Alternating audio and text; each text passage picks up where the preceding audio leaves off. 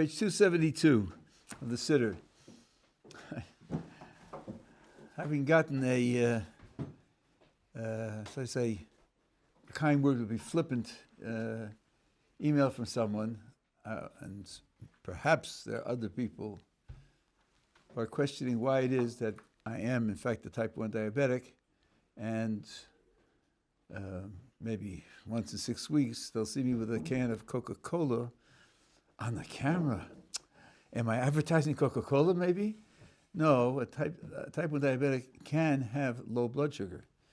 And if he does, it's quite serious, and he has to therefore acquire blood sugar quickly. And those times I came into this year and I had low blood sugar, and that's how I compensated for it. Okay, we're up to the blessing on Yerushalayim. And I want to mention to you something that happens once a year with great regularity. About the middle of the summer, when we mourn the destruction of the temple and the destruction of the city of Jerusalem, and there's usually articles in the newspaper, but surely that's passé, surely that's out of date. Look at Yerushalayim, it's built up, it has a large population, it has city services, it has a sports stadium, and it has art museums, and then it has concert halls. And surely you can't mourn the destruction of Jerusalem now.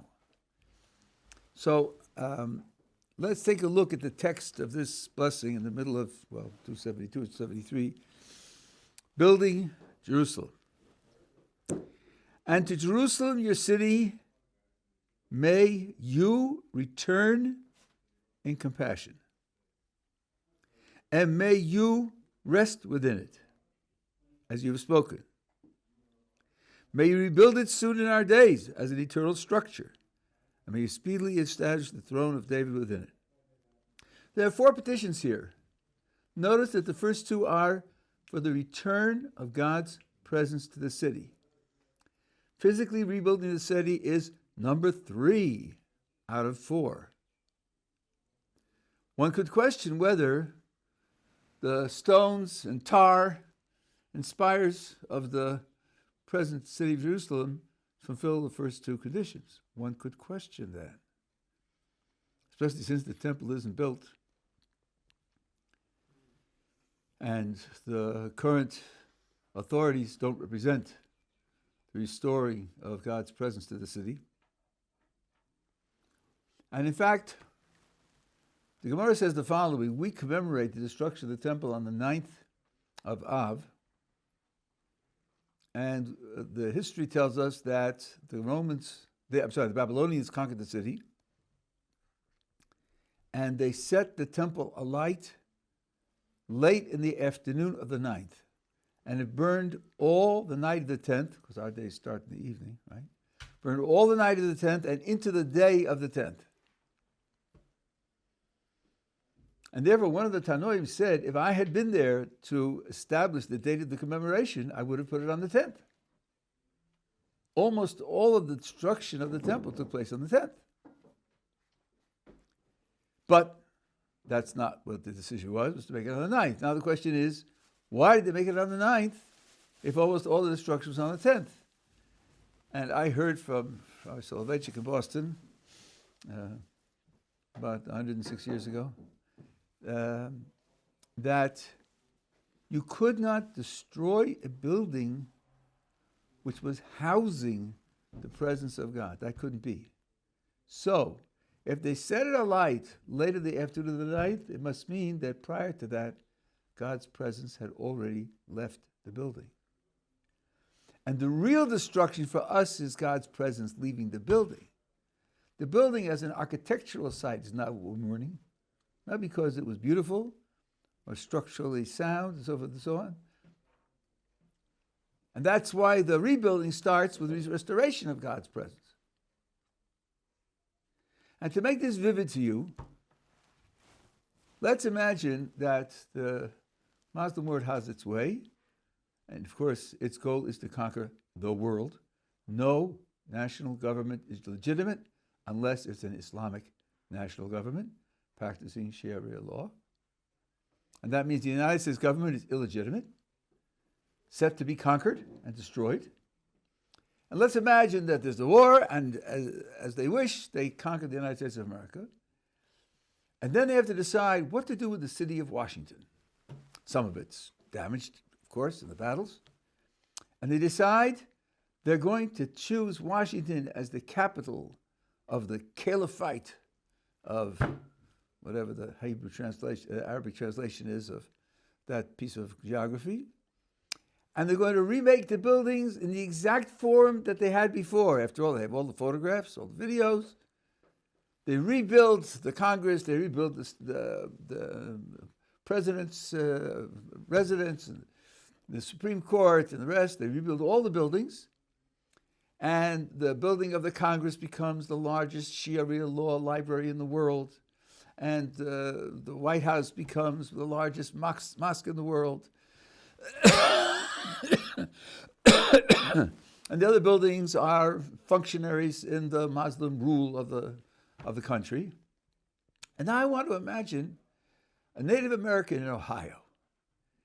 And he's lived through the losing of the war and the establishment of Sharia law in the former United States. Does he think to himself, well, at least Washington's still there?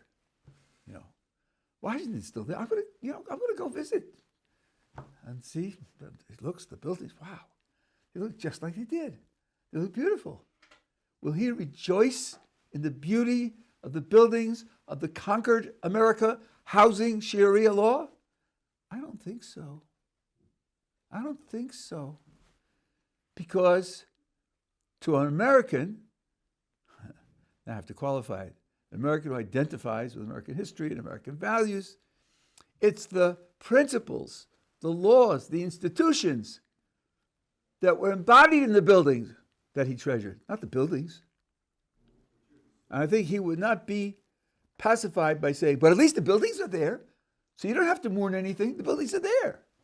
Yeah, they're there, but they aren't what they were because they're supposed to house a certain culture, a certain philosophy, a certain set of values, and that's not what's going on. So when we look around and see the rebuilding of Jerusalem, where the vast majority of it has no connection whatsoever to Jewish history, to Jewish religion, to Jewish values, to Jewish ideology, to Jewish goals, and the parts that do often have to be fought bitterly to obtain and fought bitterly to maintain. I think that mourning over the destruction of Jerusalem is still certainly in place. And of course, to rebuild it as an eternal structure, it is supposed to be the seat of the throne of the Messiah. So that's something which will be the continuation of it, to give it a structure. Now, I don't know if eternal is the right word here, because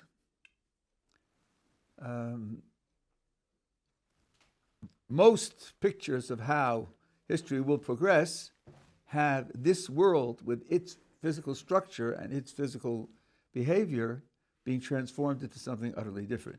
And whether there will be a physical Jerusalem in the same form in that newer stage of existence is not clear. Indeed, those who follow the particular Talmudic statement that our position in history is 6,000 years long, and then there's a 7,000 of destruction. And after that, according to Kabbalistic sources, there's a further development into a different type of existence altogether. I don't know whether what we call the structure of Jerusalem that's going to be built is really going to be forever. And if you ask, but doesn't it say binyan olam? Doesn't olam mean forever? Well, maybe not. Rambam says not. Rambam says, for example, that lo olam doesn't mean forever. And here's a proof of it, because there's another phrase in Hebrew, la'olam va'ed. What does va'ed add if la'olam already meant forever? It can't be forever plus 6. That's not going to give you anything. So he says, La'olam is for a certain fixed period, and La'olam Va'ed is forever. And not only the Rambam says it, it's really a pretty straightforward verse, because when a person is sold as a Hebrew slave, and he works for 6 years, or he works until the Yovel, and when he contracts to continue beyond 6 years, it says he works La'olam, V'avado La'olam, he should serve him forever. But the law is that it's only up to the Jubilee year. After that, he goes out. And if that sounds artificial to you, let me equate you with a Rashba. The Rashba says, let's see, the Torah says that he'll serve him forever. A is the slave, B is the master, A will serve B forever. Is B going to live forever? Probably not, right? So how could the Torah say A will serve B forever? Maybe it doesn't mean forever. La'olam means for some fixed, important, significant period of time. And that's why the statement in Chazal is La'olamo shel Yovel, the Olam of the Jubilee, which happens once every 50 years. It's that period of time that ends in a significant event called the Jubilee, and that's called the Olam. So maybe Binyan Olam doesn't mean forever and ever. And that would mean that we don't have to worry about the fact that this physical structure may not last forever and forever. And by the way, this should give you caution. Dictionaries are very important, very useful, and quite a lot of the dictionaries are just wrong. So I'm not criticizing the people who make dictionaries. It's very difficult to define words, very difficult to take into account all the context in which they are used, but you have to be very careful to be critical of dictionaries. The Oxford English Dictionary defines the word inspection as a careful examination. That would mean that a careless inspection would be an oxymoron, but it isn't. We've all been through careless inspections. So inspection can't mean careful by definition. So there's lots of that. And in Hebrew dictionaries, Hebrew to English also, there are lots of difficulties. So you have to be, cautious about the things that you read. Okay, we're together? That's what I have to say about this blessing. Davidic reign. The offspring of your servant Dovid may you speedily cause to flourish. Now, it's hard. The English here is not as indicative of a particular idea as the Hebrew. Here, the word they translate flourish describes plant growth. Tatzmiach. Tzemach is a plant. Plants grow slowly and gradually, don't they? So this is an indication that the Messianic era may come about in a slow and gradual fashion. It may. There are many described scenarios of the coming of the Mashiach, and they are alternate scenarios, though some may combine, and it's not clear to us in detail what's going to happen. Maimonides says at the very end of the Mishnah Torah that the information that we have about the Messianic era and then the transition to the world to come, that information comes from verses in the prophets. The verses in the prophets are vague and ambiguous and contradictory, and, says the Rambam, there's no oral tradition. So all we have is the verses, and the verses are not clear. And therefore no one knows how it's going to happen until it happens. And he says, don't spend your time speculating about it and thinking about it and worrying about it. That didn't bring people closer to love of God or fear of God or keeping his commandments. Just file it away as a fact. We're in the entry hall. We're coming into the banquet hall. And all of this is a means to something else. And then get to work. So here it says, quickly, tatzmiach, cause to flourish in the gradual fashion. Then it says, raise his glory through your salvation. Now, in the literal Hebrew, it's a keren. A keren is like a shofar. It's blow the shofar for the salvation.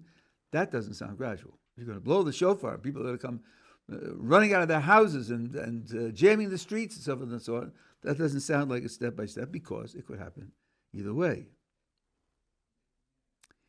And then it says something very unique. I don't know whether you have this anything else like this. For we hope for your salvation all day long. Here we have an expression of an emotion, feeling. And if we take a look at the 10 principles of faith, though that's not a very accurate translation, that's another story. But if you take a look at them, it is the end of Shabbos here, Hosafot. 178. Yeah, 178. Here you have 13 principles. Each one begins with the words roughly. Again, we could question the translation, but I could do it right now. I believe with complete faith that. And then you have a proposition. The Creator creates and is unique, and he's not physical or affected, and first and the last, etc. Various propositions that I believe with a perfect faith. Up until the very last one, I believe that there will be a resurrection of the dead. But in number 12, you have something extra, in addition to what I believe with a complete faith, in the coming of the Messiah. Okay, I believe in that. And even though he may delay, nevertheless, I anticipate every day that he will come. That's not an I believe. That's I anticipate. I'm waiting for, expecting, I'm hoping for. Somehow, this principle, and by the way, in the Hebrew word emunah, could be not perfectly, but better translated as principles of faithfulness. You're being faithful to the Torah, being faithful to the truth, being faithful to the Creator involves believing these various things. Part of it is in having this attitude.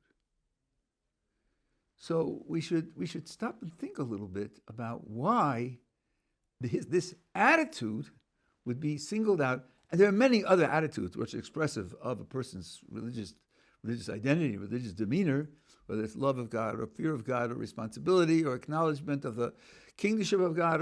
There are lots and lots of them. And this one is singled out. I don't know if I can do the job wholly, but let's talk about this for a little bit. And first of all, I want to clarify something. The Talmud tells us that the Messiah is not coming on Friday or Shabbos or holiday. So is there a problem here with the words in 12? I anticipate every day that he will come. Every day includes Shabbat. Yeah, so that means there's a problem here, right? So it sounds like it, right? But now let's look very carefully. What the words written on the page are, I anticipate every day that he will come. Not, I will anticipate that he will come every day.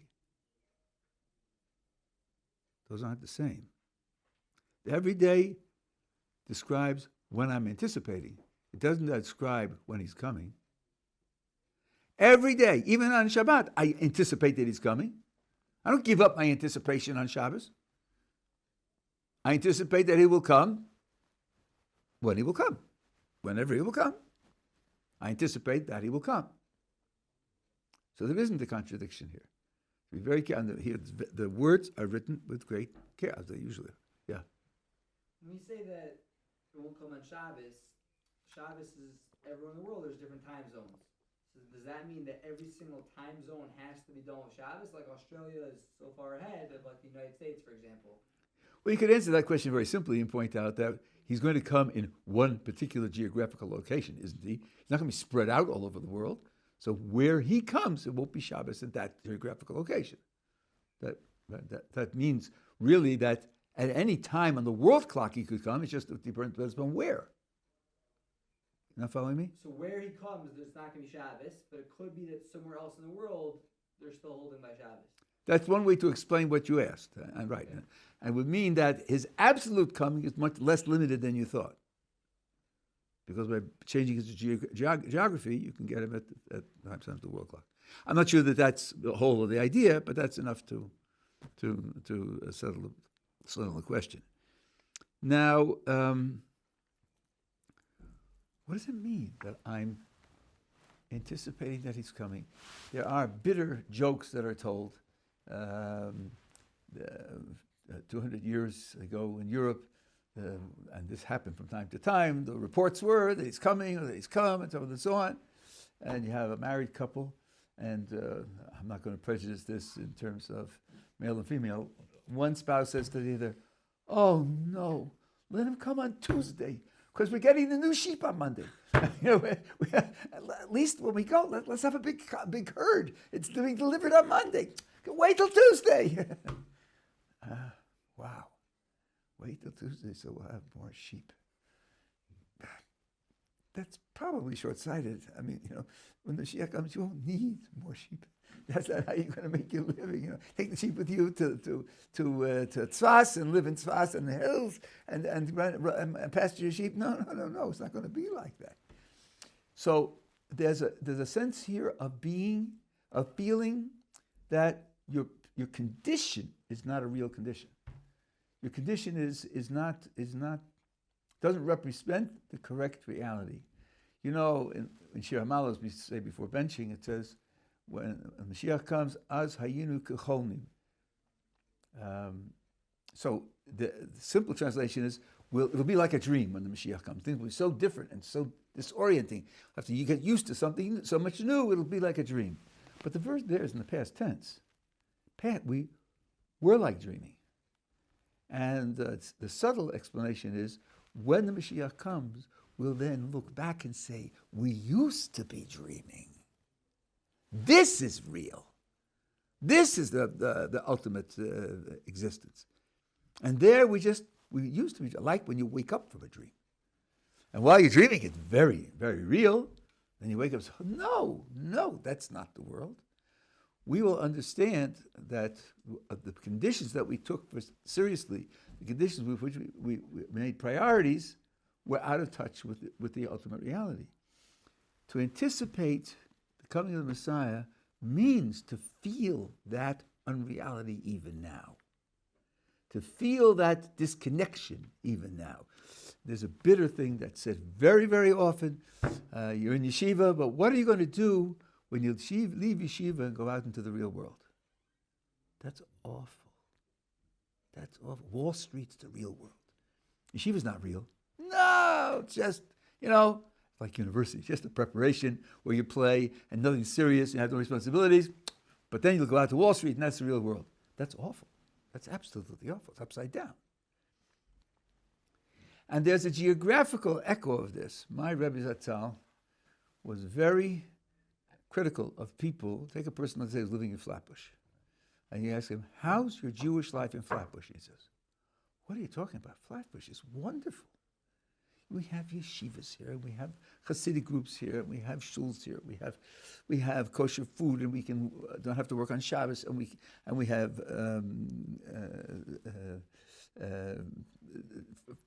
facilities for simchas that we make, and Baruch Hashem, we make a good living.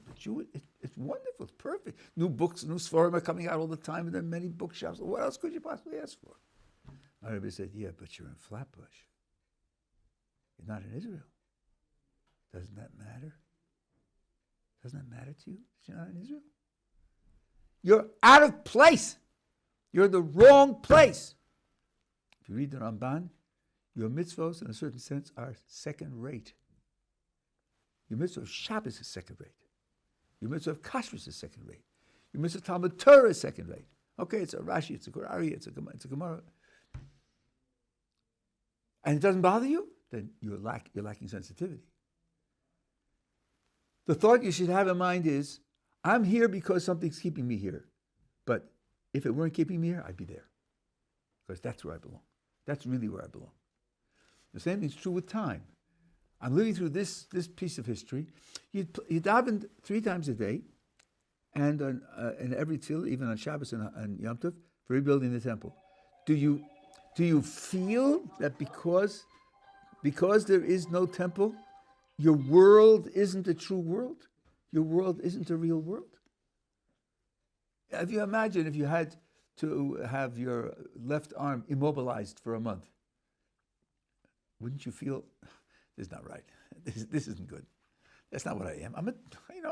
I work with two hands. Okay, in a month it'll be over, Baruch Hashem. Right? But you certainly feel out of place.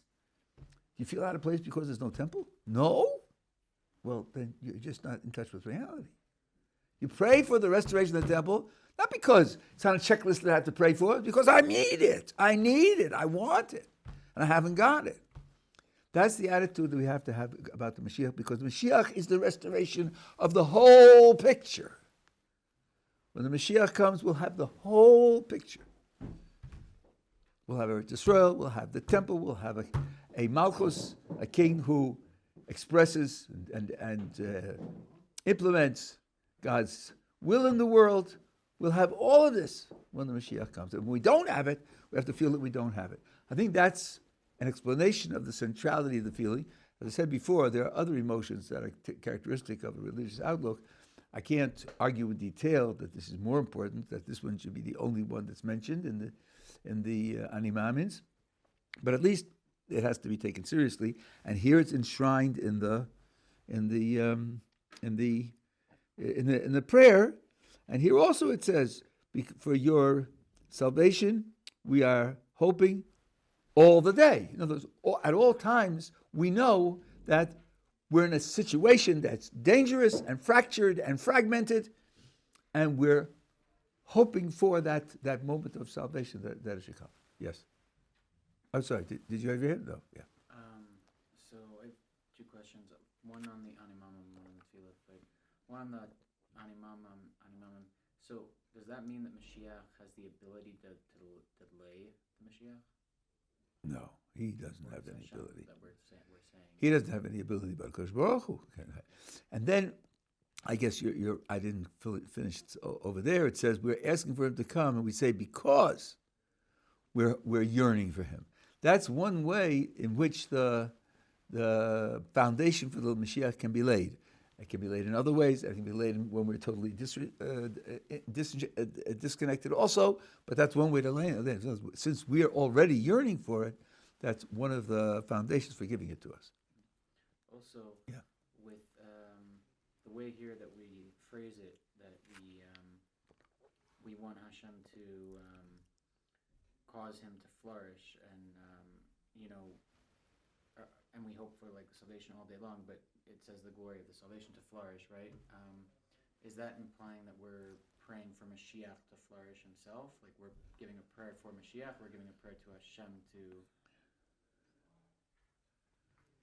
I don't think we're thinking of, let's say, maybe he... By the way, the tradition tells us that in every generation there is a person who could be Mashiach. So let's say the next one is presently at age 9. And we're praying to him that he should have a good year in Chayda this year, and that he should be inspired by things that he sees and so on and so on. I don't think so. I don't think of it as personalized in that way. But we have to be very careful here. There is a standard heresy, which I grew up with because I grew up Reform. Messiah. That's a Christian idea. We don't believe in things like that. It's all poetry. It's a messianic era in which people will be just and they'll be care about other people's needs. Sort of communism dressed in white and so forth and so on. That's dead wrong. Mashiach is a person, maybe two. There's Mashiach ben Yosef, Mashiach ben Dovid. That's slightly controversial, but Mashiach ben Dovid is not controversial, and his genealogy from King David is not controversial. So we mustn't take the idea and transform it into a period and a condition. But on the other hand, that person is going to usher in a period and a condition, and all sorts of other things have to happen so that he can, in fact, do what he needs to do. So I think that we're talking here about the whole package. By the way, having said all of this, let me mention something which some people are worried about.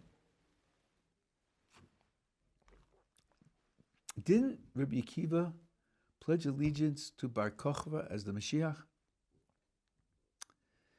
And doesn't that mean that Rabbi Akiva got it wrong? And does that mean we're in danger sometimes of perhaps identify someone as Mashiach and there's not being Mashiach, and how can we ever be sure, and so forth and so on? No, the answer to all those questions is no. And the Rambam is quite clear about this. There are two stages. A person who passes the preliminary qualifications A, B, C, D, and E, gets a title, Chezkas Mashiach. That means there's a legal presumption that he is Mashiach. That legal presumption is binding. You have to follow him. You have to treat him as Mashiach. You have to support him. But that's only a presumption. Then there are conditions, P, Q, R, S, and T. If he, in addition, fulfills P, Q, R, S, and T, then you'll know that he really was the Mashiach. And if he doesn't, then you'll know he wasn't. That doesn't mean you were wrong before, because your Pledge of Allegiance before was not a Pledge of Allegiance based on he is Mashiach. It's a Pledge of Allegiance based on a legal presumption that he's Mashiach. And one of my friends, not in this world anymore, used to say, a chazakah means what you do until the doctor comes. When the doctor comes, he'll give him real medicine. In the meantime, you read a book once, you took a first aid course once, and you see him on the floor, say, oh, what am I supposed to do? Oh, maybe I should stop the bleeding. Right? Yeah, maybe no, but that's what I'll do in the meantime. So it's not, Rabbi Akiva didn't make any mistake at all. Although others disagreed with him about the presumption even. They said you're making a mistake that he has presumption of Mashiach. Okay, that could be discussed. But at no time did anyone falsely identify someone as being the Mashiach, because no one in history so far has fulfilled conditions P, Q, R, S, and T. So that's not a problem. Yeah. Is that second set of requirements part of free will, or just because they weren't the right person?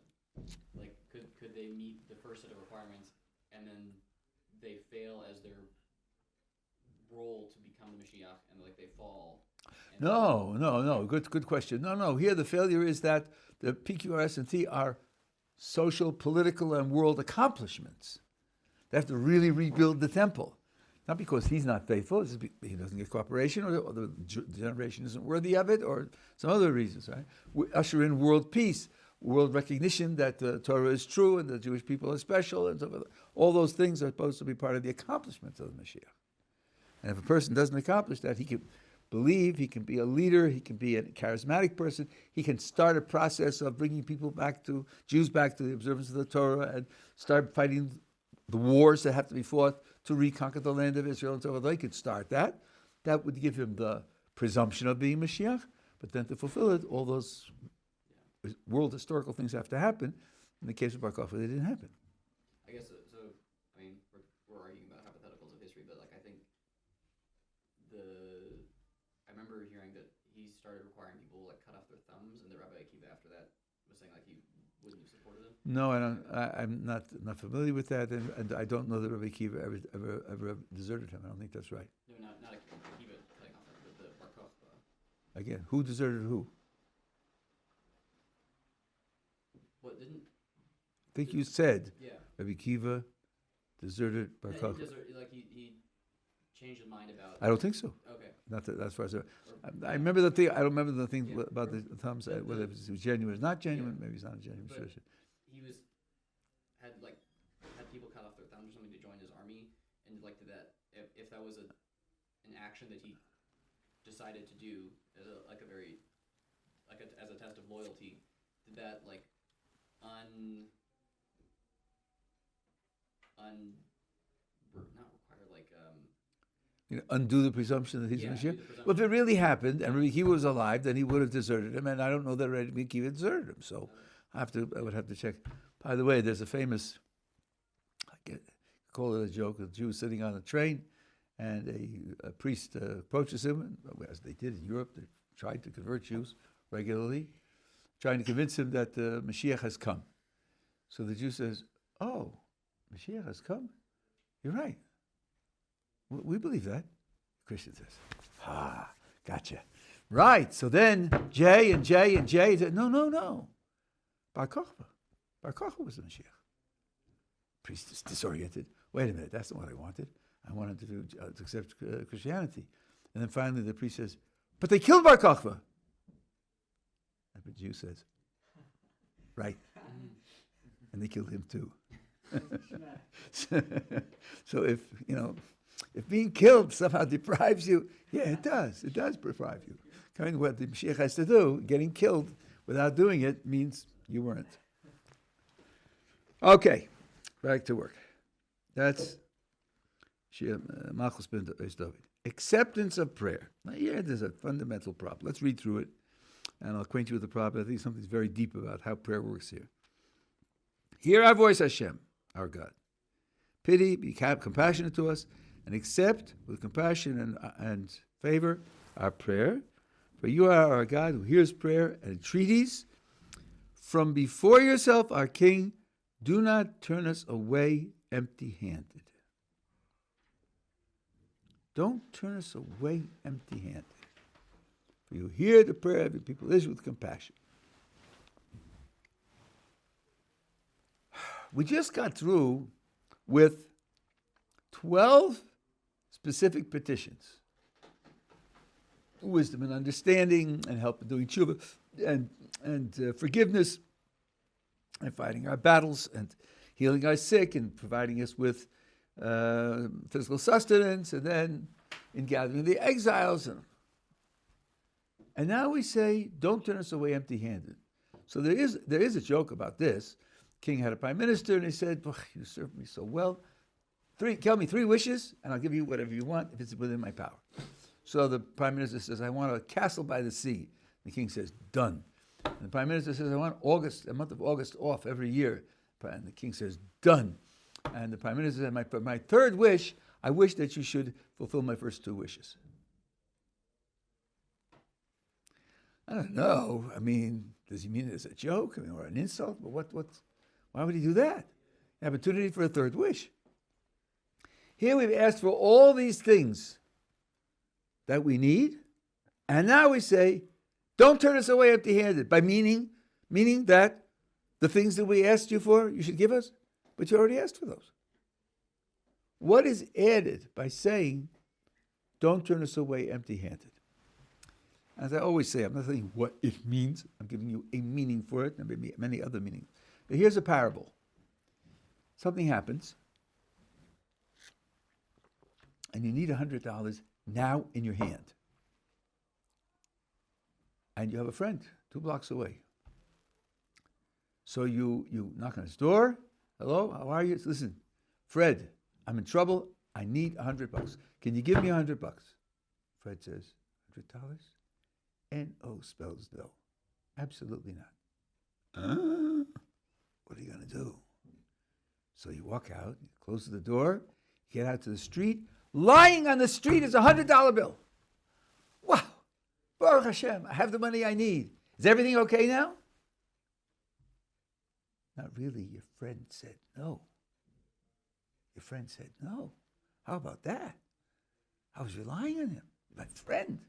And he said no. I have the $100 I need. But what about the friendship? So here, we go through all the petitions, all the specific petitions, and for each one, we're asking for things that we need. As we said weeks ago, we're asking for things that we need to serve HaKadosh Baruch Hu.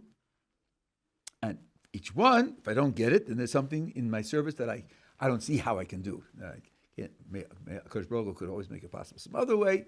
I don't see how I could do it. And now what I say to HaKadosh Baruch Hu is this: listen, I made all these requests. Each request was identified as a means to an end of serving you in a particular way, but there's something else going on here. Don't let me feel abandoned. Don't let me feel that you don't care about me and my life and what I'm doing in my projects. Give me something to maintain the connection, that I feel connected to you. Don't turn me away empty-handed. It's a different dimension of the previous requests, which is now being expressed on its own. I think that's the ending of the let's say the general section of requests. The next one has requests in it, but it's much more specific in a certain way that I'll explain to you. And I want to add in here, you probably have heard, all the prayers are in the plural.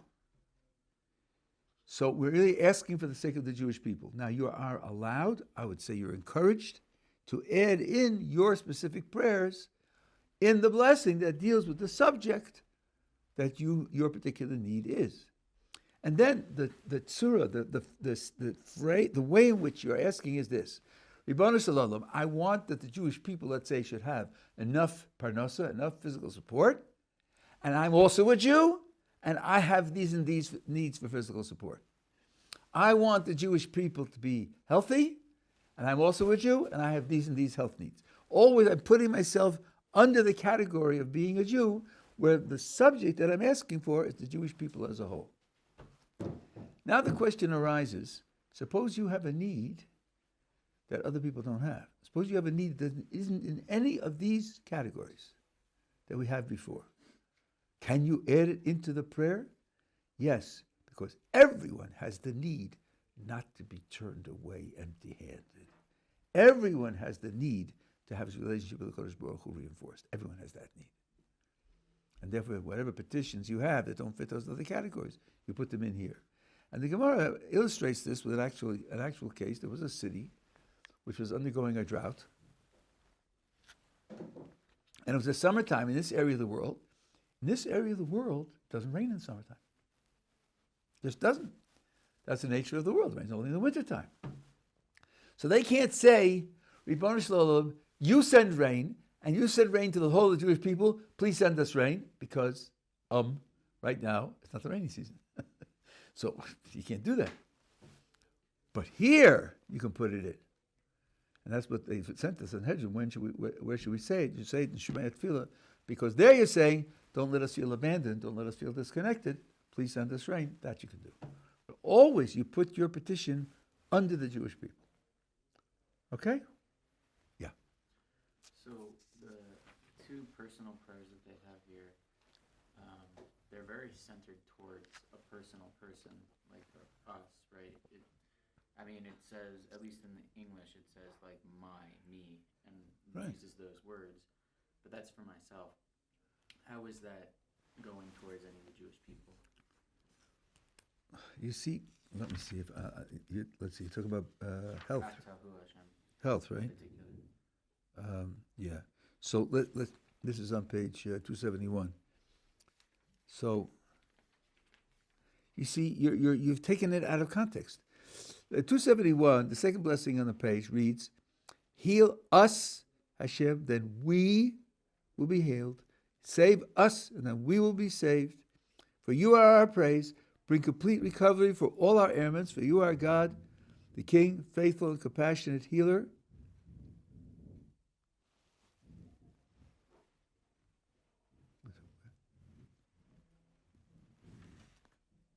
Oh, I'm sorry. Okay. It's earlier, right. Us and we bring complete for all our ailments. That's all plural. That's all plural. That's all speaking about the whole of the Jewish people. And then at that point you add, may it be your will that you quickly send it to be heaven, spiritual. And here, at the bottom of the page, to the patient. And it could be somebody else also. Right? Particular person. But you started with a beginning that's all plural. That's all for the Jewish people as a whole. Okay? Now the other one is for tshuva, no? Oh, there's the tshuva one and the livelihood one. Okay, so Both are... the tshuva one is exactly the same thing.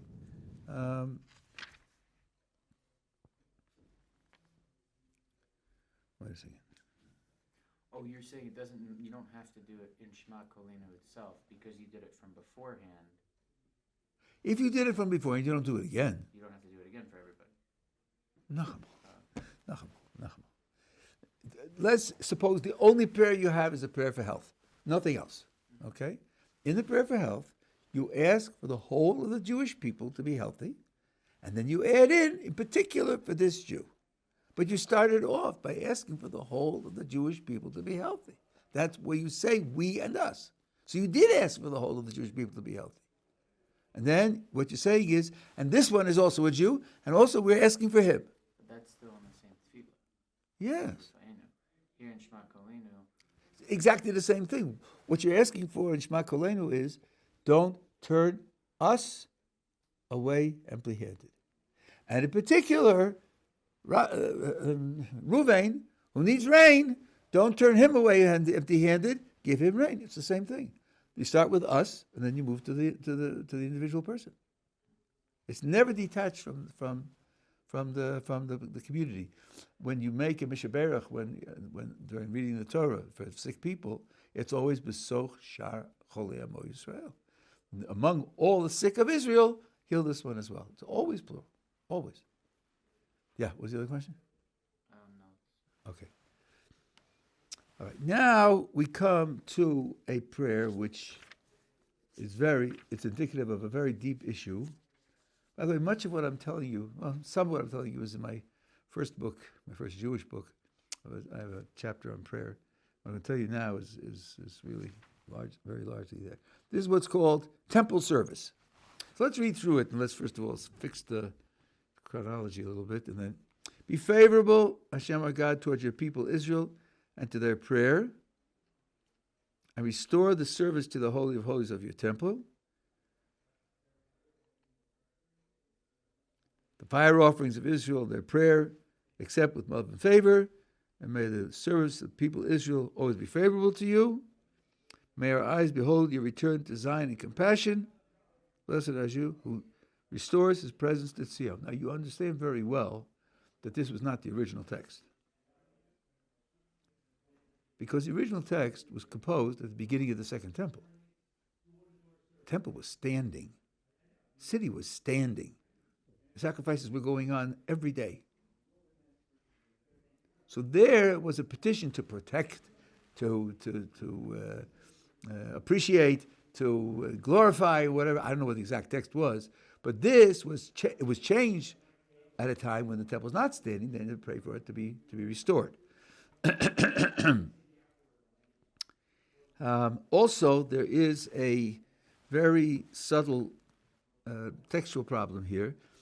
There's a place in the prayer where there's an ambiguity of punctuation, and your English translation did it one way, but it could be done another way. Let's take a look. Be favorable toward your people Israel. Okay, we're here, we're the people, and wants to be favorable to us. And their prayer. Okay, we pray, so we want them to be favorable to our prayer. Restore the service of the Holy of Holies of your temple, right, because we don't have the temple. So we ask them it should be restored. Your English translation puts a period there. Now it says, the fire offerings of Israel, their prayer, accept with love. Accept the fire offerings with love? We don't have any fire offerings, do we? So what exactly are we saying here? As a matter of fact, in the Hebrew it's plural. In order for the English to flow, they have omitted another and. But in the Hebrew, it's and the fire offerings. And so it could be read as follows. Restore the service to the Holy Holies of the temple and the fire offerings of Israel. Restore both of them. Both of which are in fact missing.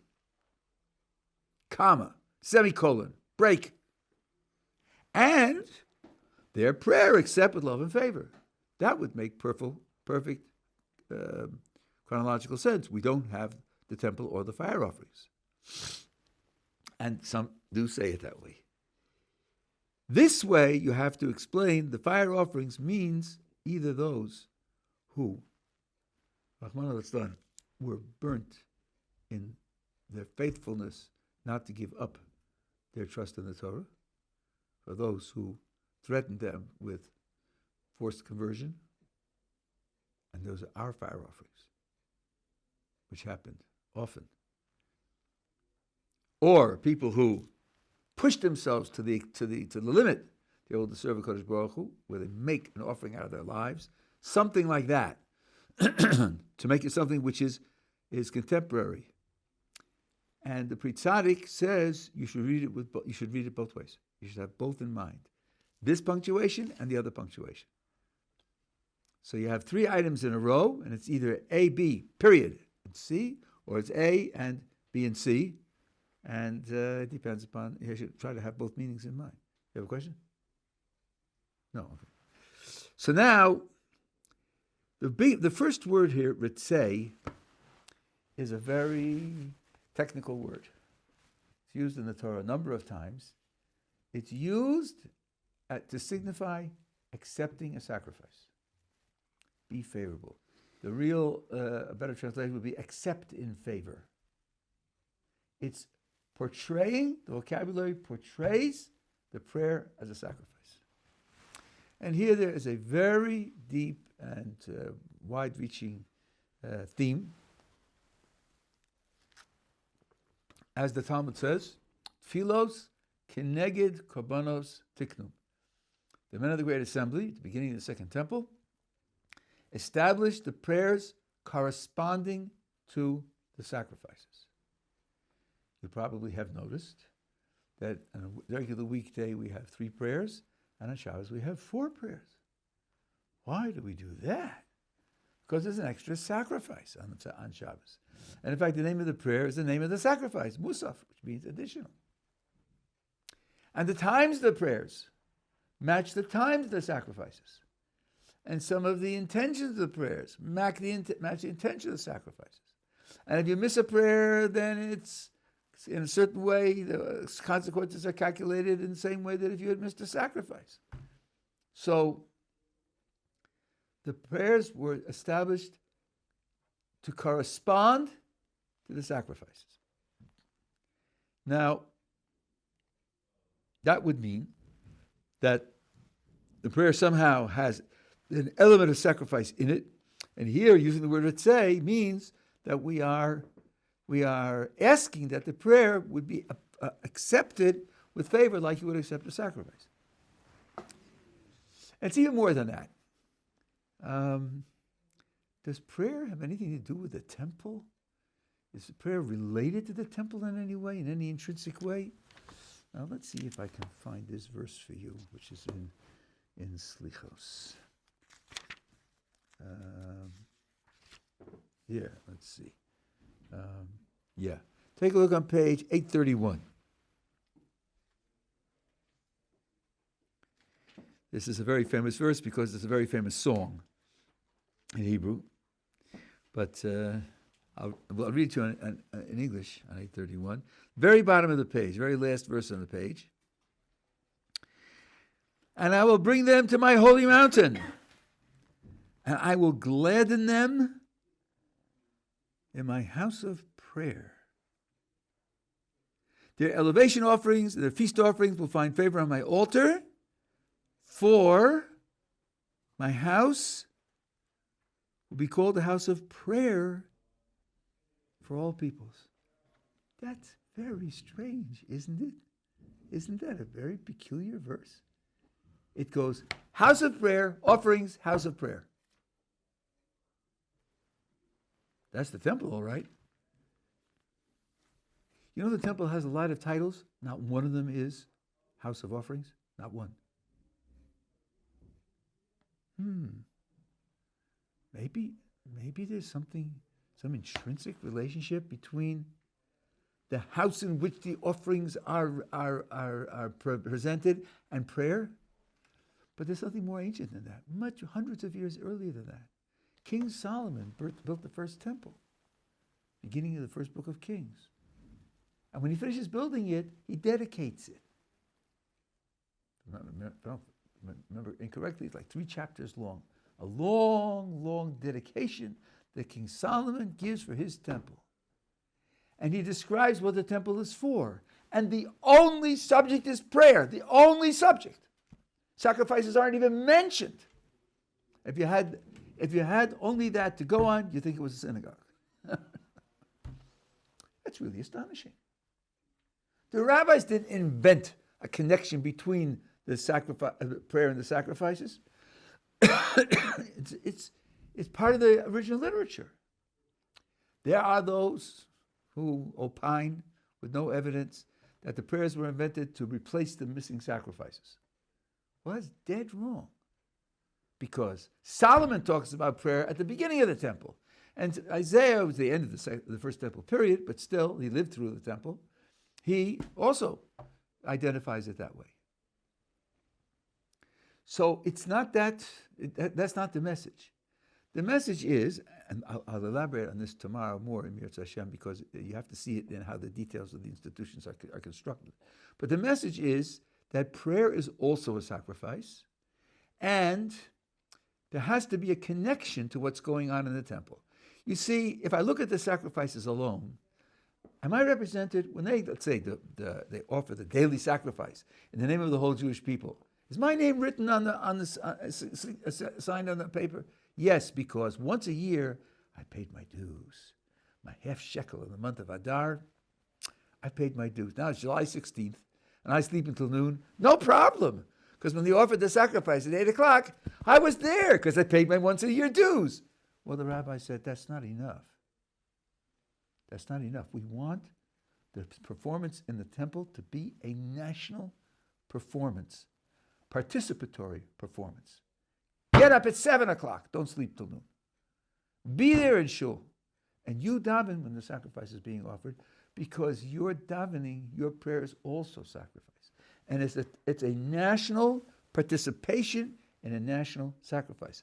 That's what it means when it says the prayers were made to correspond with the sacrifices. Now, a scholar among you will ask, but doesn't it say in the Shulchan Aruch that the prayers are in place of the sacrifices? Yes, it does. Notice the shift in time. The Talmud is talking about why and how they were established at the beginning. And the Shulchan Aruch is talking the present tense, that they're in place of the sacrifices. And I think that the message is this. I'll give you a crude example. Let's say you have a bunch of friends. They play football together. 11 guys, you play football against other teams. You have a game scheduled, and only 9 of your guys show up. So the other team says, okay, so you forfeit. And you say, listen, we'll play with 9. Let's see how it goes. Okay, you got 2 extra. But we're confident we can do okay. Right? So at that point you would say, well, they're playing with 9 instead of 11, wouldn't we? That means the 9 are standing in for the 11. Part is standing in for the whole. What you had during the Second Temple period was prayers and sacrifices coordinated together in a compound national institution. Now that the temple isn't there, the prayers have to stand in for the whole. The prayers alone now are standing in for the prayers plus sacrifices. And now you get a more dramatic explanation of why in every prayer we pray for the rebuilding of the temple. Because when you're praying, your feeling is this is only part of the performance. We're playing football with 9 players instead of 11 players. So this identifies prayer as a fundamental part of a larger performance of sacrifice. Now I'm going to raise a question for this, and then I'll quit for today. We'll pick it up tomorrow. One could, in a crude, but not something wrong with this being crude fashion, say, look, Rabbi, how can you meld prayer and sacrifices? The essence of prayer, you told us, was petition. Please, God, give me X and Y and Z. That means the flow that's described in prayer is from God to me. In sacrifices, we present sacrifices in His temple for Him. The flow and sacrifices from us to Him.